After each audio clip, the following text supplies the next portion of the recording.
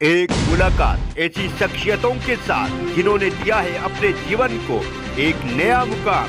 रूबरू कराएंगे ऐसी कुछ हस्तियों के साथ एक खास शख्सियत के साथ मुलाकात जयदेव पटेल के साथ नंबर 1 इंडिया न्यूज पर रात।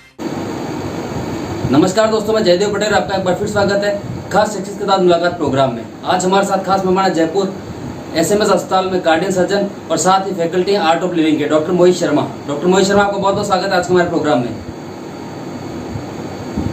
नमस्कार। डॉक्टर मोहित शर्मा, आपसे मेरा पहला सवाल है कि कोरोना महामारी में राजस्थान के हॉस्पिटल कितने तैयार हैं, क्योंकि आप स्वयं इसका एक हिस्सा हो।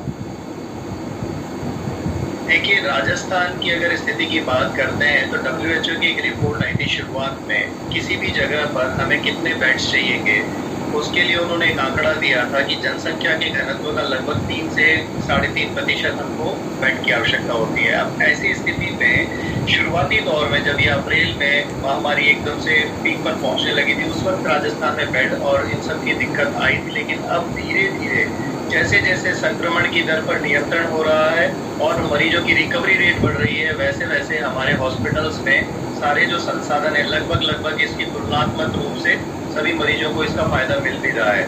और सबसे बड़ी बात ये यहाँ पर ये नोटिस करने वाली है कि कहीं ना कहीं संसाधनों का गलत इस्तेमाल जरूर होता है। हम माइल्ड और मॉडरेट केसेस को लेके अस्पतालों की ओर भागते हैं, जबकि माइल्ड और मॉडरेट केसेस तो अपने घर पर भी ठीक किए जा सकते हैं और ठीक हो रहे हैं इनफैक्ट। तो ये कहीं ना कहीं चेक बैलेंस करना ज़्यादा जरूरी है कि माइल्ड और मॉडरेट केसेस अगर घर पर ठीक हो जाएं तो हर मरीज को बिस्तर और हर मरीज को ऑक्सीजन की फैसिलिटी इफ नीडेड तो आराम से मिल सकती है।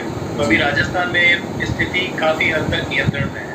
जी डॉक्टर मोहित शर्मा, इस महामारी में जिस तरह की खबरें सामने आ रही है, कहीं बेड नहीं है, कहीं ऑक्सीजन की किल्लत है, कहीं वेंटिलेटर नहीं है, तो कहीं वैक्सीनेशन की कमी है, तो ऐसे में आपके हॉस्पिटल की क्या स्थिति है वर्तमान की?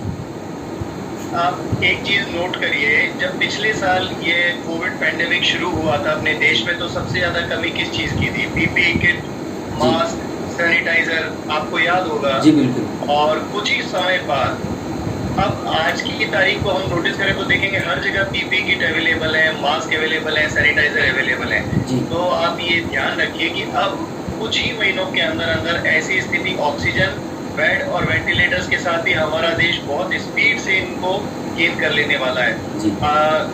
जहाँ तक ऑक्सीजन सिलेंडर्स की बात है या ऑक्सीजन के लिए हम जहाँ तक अभी जो डेटा हम देखते हैं कि भाई ज़्यादातर स्टेट्स में ऑक्सीजन की कमी है और केंद्र सरकार और राज्य सरकारें आपस में तालमेल बिठा रही है ऑक्सीजन की कमी को लेके।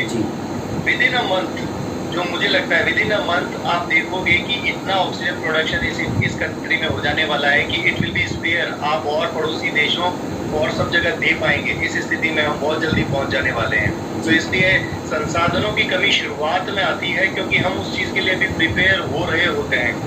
स्टिल कहीं ना कहीं अपने पास इतना मैन पावर और इतनी कैपेसिटी है अपने देश में कि हम उस कमी से बहुत जल्दी निजात पा लेते हैं। जी डॉक्टर मोहित शर्मा, आप आर्ट ऑफ लिविंग से भी ताल्लुकात रखते हैं, आप फैकल्टी हैप्पीनेस प्रोग्राम का बुनियादी कार्यक्रम भी करते हैं, इसके बारे में भी थोड़ा बताइए हमारे दर्शकों को। देखो, happiness programme art of living का एक बेसिक प्रोग्राम है जिसमें प्राणायाम और सुदर्शन क्रिया। अब सुदर्शन क्रिया क्या है? तो सुदर्शन क्रिया श्वास लेने और छोड़ने का एक रिदमिक प्रोसेस है जिसके माध्यम से हम हमारे मूल स्वभाव या मूल नेचर में आ पाते हैं। जैसे अगर हम एक छोटा सा एग्जांपल दें तो एक प्रकृति में एक रिदम है, आप गौर से देखो। सूरज समय पर उगता है, पक्षी समय पर अपने घोंसलों में जाते हैं, रात्रि समय पर होती है, ऋतुएं समय पर आती हैं। तो जैसे एक रिदम इस नेचर में है, वैसी रिदम हमारे इस सिस्टम में भी है। लेकिन कहीं ना कहीं हम हमारी रिदम को छोड़ते हैं और बीमार होते हैं। तो सुदर्शन क्रिया हमें वापस अपने रिदम में लाने का एक प्रोसेस है। अच्छा, दूसरा इसमें इम्पोर्टेंट एक प्रोसेस हम सिखाते हैं प्राणायाम का। अब एक बहुत साधारण सी बात आप देखिए, अभी वर्तमान में कोविड पेंडेमिक की अगर हम बात करें तो कोविड पेंडेमिक में ज्यादातर लोगों को क्या दिक्कत आ रही है?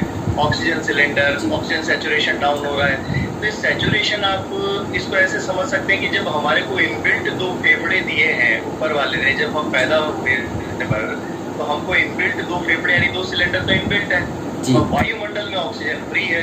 तो प्राणायाम, पतंजलि ने ये कहा है बहुत सुंदर कि प्राणों का संधान या प्राणों का आयाम प्राणायाम है, यानी वायुमंडल की ऑक्सीजन को अपने इन दोनों इनबिल्ट फेफड़ों के माध्यम से जी। ऑक्सीजन को अगर आप शरीर में या प्राण की फॉर्म को आप शरीर में बढ़ाते हैं, दैट इज सिंपली प्राणायाम। और ये श्वास लेने छोड़ने का प्रोसेस है। जी। श्वास को तरीके से लेंगे तो प्राणायाम है, और बिना तरीके से लेंगे तो आपको एक्सटर्नल सिलेंडर्स के लिए भागना पड़ेगा। तो वर्तमान परिप्रेक्ष्य में तो महर्षि पतंजलि को कोट करना बहुत जरूरी है। मतलब इतना सुंदर बताया। योग वशिष्ठ में एक बार रामचंद्र जी ने महर्षि वशिष्ठ से पूछा, ये स्वास्थ्य क्या है, व्हाट इज हेल्थ? तो वशिष्ठ ने कहा, स्व स्थितः इति स्वस्थः। जो स्व में स्थित है, यानी जो सेल्फ में रिपोज है, वो हेल्थ है। और यही डेफिनेशन हम मेडिकल साइंस में पढ़ते हैं। Physical, mental, social, spiritual wellbeing, merely absence of the disease is known as health. तो देखो कितना कॉन्टेक्स्ट में अगर हम बात करें आज के, तो आज भी हमें आवश्यकता है वापस तसल्ली से बैठ के इस चीज को एनालाइज करने की। अभी कोविड जो है वो फिजिकल तकलीफ से ज्यादा बढ़कर कहीं ना कहीं मेंटल इलनेस के ऊपर आ गया है। लोगों में भय ज्यादा है, बेचैनी ज्यादा है, रादर वो कहीं ना कहीं बीमार हो। जैसे शारीरिक रूप से अगर बीमारी की बात करें तो शारीरिक रूप से बीमारी तो कोविड जैसी बीमारी में बहुत ज्यादा आपको इतना तकलीफ नहीं होता, लेकिन मेंटल इलनेस, भय एक ऐसी चीज है जिसके कारण पेशेंट, जैसे मैं अभी शुरुआत में ही बात कर रहा था कि माइल्ड टू मॉडरेट डिजीज तो अपने आप घर पे ठीक होती। अब माइल्ड टू मॉडरेट में अगर किसी व्यक्ति का खाली सांस फूल रहा है लेकिन सैचुरेशन ठीक है, इसका मतलब उसको एंजाइटी है, उसको पैनिक अटैक है, रादर कोविड के। अब उसको आप लेके अगर अस्पताल भागेंगे तो संसाधनों का गलत इस्तेमाल होगा। जहाँ पर चलाना है बंदूक चल जाएगी, तो जहाँ चलाना चाहिए तीर वहाँ चलाएंगे आप भाला। तो एक साधारण तरीके से इसको हम सिर्फ इतना समझ सकते हैं कि आर्ट ऑफ लिविंग के कोर्सेज के माध्यम से हम लोगों में भय को दूर करने के साथ साथ प्राणायाम को एक सिखाते हैं कि भाई इसके माध्यम से आप अपने ऑक्सीजनेशन को या आप अपने शरीर के भीतर प्राण के लेवल को बढ़ा सकते हैं। तो ये एक बहुत ही सुंदर कोर्स है, और मेरा तो ये एडवाइस है कि अभी ये ऑलमोस्ट कोविड के एरा में बहुत सारे लोगों ने किया भी है। अभी लास्ट फ्यू मंथ्स में मैंने माइल्ड और मॉडरेट पेशेंट्स में करवाया है, और अभी ये कंटिन्यू चल रहा है। तो बहुत सुंदर है, इसको सबको करना चाहिए। डॉक्टर मोहित शर्मा, क्या कोरोना योग से हारेगा, और हारेगा तो कैसे? ऐसा कोई योग जो आप हमारे दर्शकों को अगर बता सके इस समय तो। हाँ बिल्कुल बिल्कुल। योग का अर्थ ही है, देखो युज धातु से बना है। युज धातु का अर्थ है जोड़ना। किसको? शरीर, श्वास, मन, इन तीनों डायमेंशन को कहीं लेके बैठना। अच्छा, इसमें अब इम्पोर्टेंट एक छोटा सा टिप देते हैं आपको कि कैसे इसको हम वर्तमान में इसको अपना के और कैसे इन बीमारियों से लड़ा जा सकता है। अपन कोविड को एक बार साइड में रख के देखते हैं कि अदर वायरल इलनेसेस में और दूसरी बीमारियों में भी योग का कैसे फायदा है। दो प्राणायाम है बहुत आसानी से। एक होता है यौगिक ब्रीदिंग, जिसे हम कहते हैं यौगिक श्वास, अपने फुल पोटेंशियल से पूरे फेफड़े की क्षमता से श्वास को भरना और खाली करना। और दूसरा होता है bhastrika pranayama, forcefully breathe in and forceful breathe out.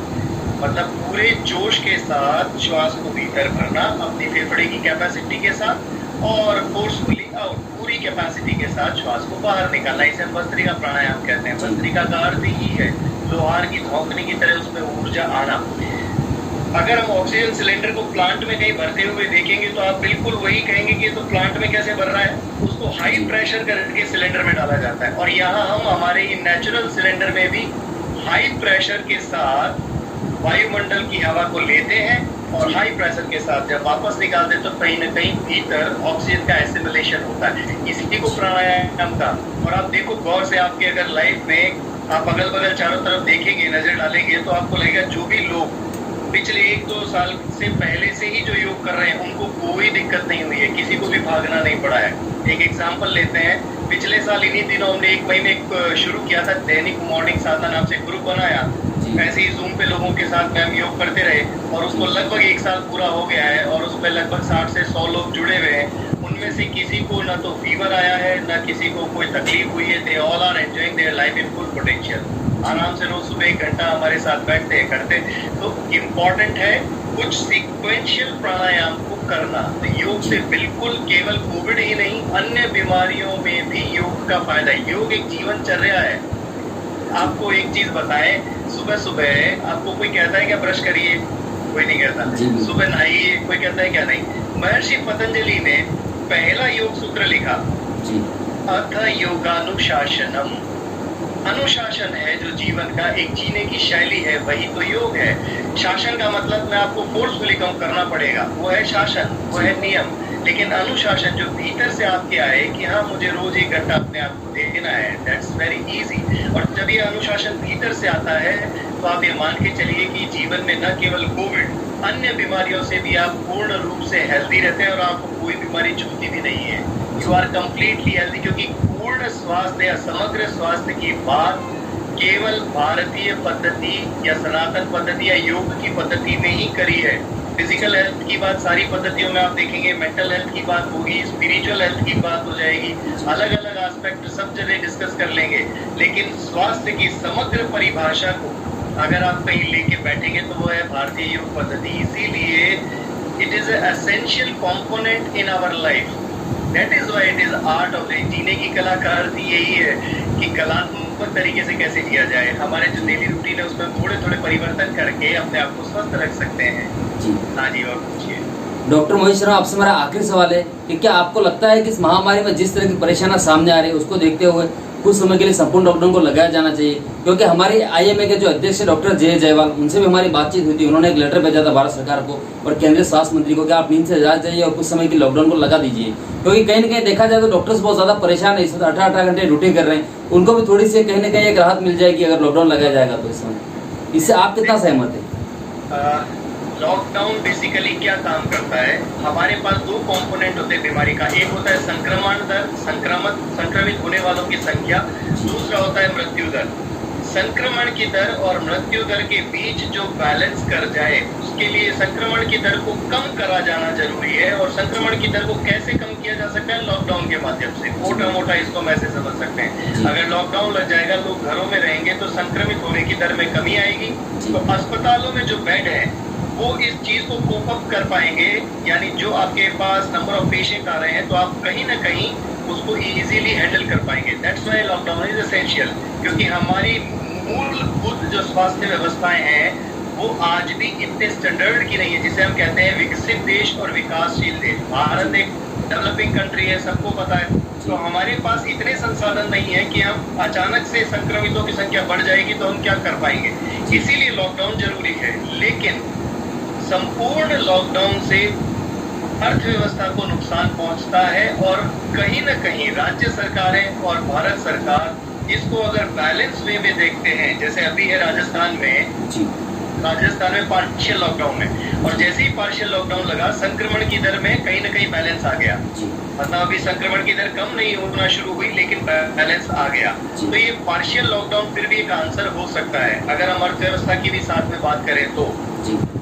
और समग्र लॉकडाउन करने में कहीं न कहीं भारत की अर्थव्यवस्था को, ऑलरेडी जो विकासशील देश है, और फिर अर्थव्यवस्था को नेगेटिविटी मिलती है। तो इसलिए इसका आंसर पार्शियल लॉकडाउन तक ठीक है, लेकिन कंप्लीट लॉकडाउन करने पर अर्थव्यवस्था के बैलेंस को भी राजनेताओं को और भारतीय सिस्टम को, इन सबको देख करके निर्णय लिया जाना चाहिए। तो मेरे हिसाब से partial lockdown can be answer, but complete lockdown के बारे में सारे लोगों को बैठ के विचार करना जरूरी है, क्योंकि पिछले साल भी कहीं ना कहीं अर्थव्यवस्था को हानि हुई, जो इस बार बैलेंस हुआ है। राज्य सरकारों ने अपने अपने स्तर पर लॉकडाउन लगाया और कहीं ना कहीं उस चीज को चेक एंड बैलेंस किया है। जी डॉक्टर मोहित शर्मा, आपने समय दिया उसके लिए आपका बहुत बहुत धन्यवाद। Thank you.